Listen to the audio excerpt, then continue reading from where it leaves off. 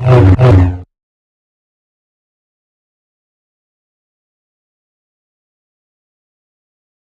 trauma of data backup can be a lifelong, debilitating condition. Its victims come from all walks of life, but all have one thing in common. Each of them relied upon tape-based backup, which today science has proven to fail nearly 50% of the time. Tragically, they actually thought their businesses were being protected, when the pitiful reality was that they were, in fact, not. Hello. I'm Dr. Harold Twainwreck, the director of the Institute for Backup Trauma. It may be too late for people like Bob, Marcia, and Phil, but it didn't have to be this way. They could have saved themselves if only they had listened to me. But I was just one little voice crying out in the high-tech wilderness of conventional wisdom, destined yet again to be completely ignored. But I harbor no bitterness, really. With your indulgence, I'd like to take the next few minutes to show you the place that we call home. Here at the clinic, we provide care to some of the most extreme cases, such as those with acute vertigitis. While treatment is not necessarily effective, it at least gives the appearance that we are trying. Now, when it's 95 degrees, you do not leave your tapes to melt on the back seat of a what? Car? Very good, very good. Truth to tell, I have a particular affinity for these poor sods, because I'm not only director of the Institute for Backup Trauma, I'm also a former patient. And here is my story. I was head of IT for a chain of dental care facilities, personally responsible for ensuring the backup of multiple offices, when the scourge of backup failure suddenly struck. Hold on, Fred, are you telling me that all the tapes are soaking wet because you stored them under the sink? Yes, yes, darling, the washing up liquid is under the sink. Gotta fly. Love you, sweetie. Love you, love you, love you. Twainwreck! Oh. A virus attacked our system, all of our branches are down, and you're chatting with your sweetie? I've got all our branches working on it, no worries. You'd better get those backups restored ASAP, or I'll not only fire you, I'll fire your whole family. And your ancestors. Good idea.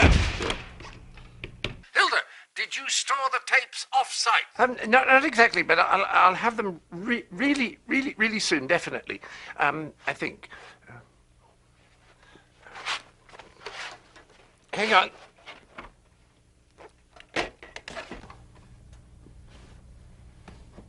No, Steve, file not found is not a good thing. Susan, explain for me, if you would, the term screwed the pooch. No, Frank, last week's tape won't help. We need Thursday's. It's the one with Thursday on it, you stupid git. Jimmy, you've got the tapes? Thank God someone was smart enough to store them off-site. How soon will he be back at the office? Jim! Hilda, tell me you got the tapes. Got it! What's the date on it? Saturday. Saturday Night Fever. Not happy. Not happy. Not happy. Not happy. Not happy. Thankfully, unlike our business, I was able to make a full recovery. Others are not so fortunate.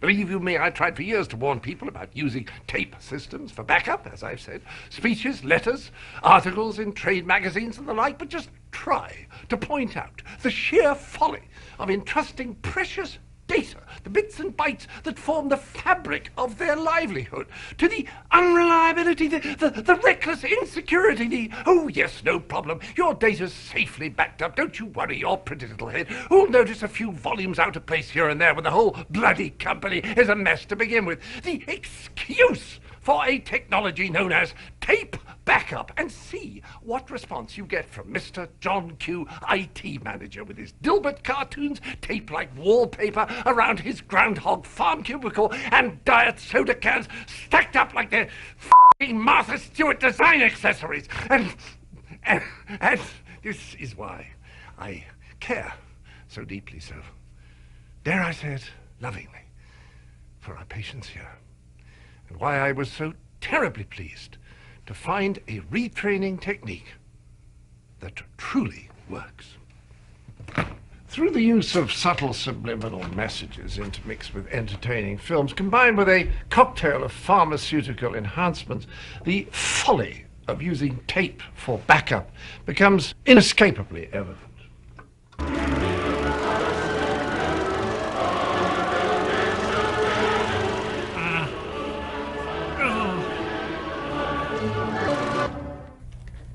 Can I go home now, please?